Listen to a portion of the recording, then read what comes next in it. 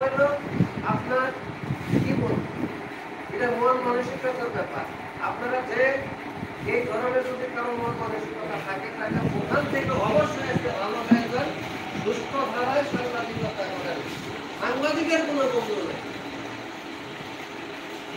আপনি যখন কলম ধরবেন সাংবাদিকতা তখন আপনার কথা সব ক্রোধা নিগ্রহতায় আপনার পানের ভিতরে যাচ্ছে খবর নাকি আপনার অন্য কারো বিরুদ্ধে যাচ্ছে যা বাস্তব সত্য সেটাই তুলে ধরার জন্য আপনার সাংবাদিক। আপনার শুধু একটা আয়না, আপনার সামনে যে ধরনের ছবি দাঁড়াবে ওই ছবিটা আপনি প্রতিক্রিয়া বিন্দুর মাধ্যমে প্রকাশ করা নাই বলে সাংবাদিকতা, আর কিছু না।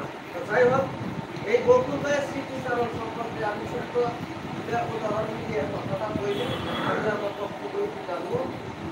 ওই যে বলছিলাম যে আল্লাহ বললেন সাহেব কাদির আইনময় জগতের বিরাজমান কোথায় থাকে এটা সেই কথা বলার পরের দিন আমার ওই হাসি কাগজ ধরা গেলে এটা তুমি পড়ো, তা আমি পড়তে লাগলাম।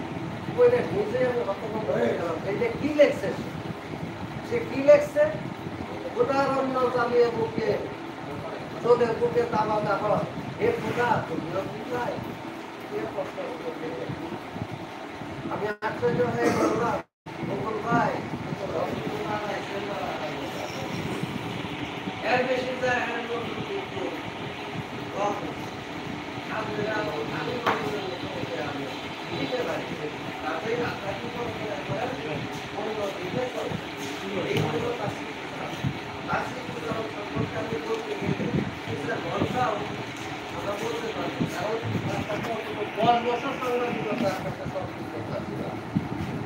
যাই হোক, আমি শ্রদ্ধা বর্ষণ করি আমার গুরু, শিক্ষাগুরু, সাংবাদিকতা শিক্ষাগুরু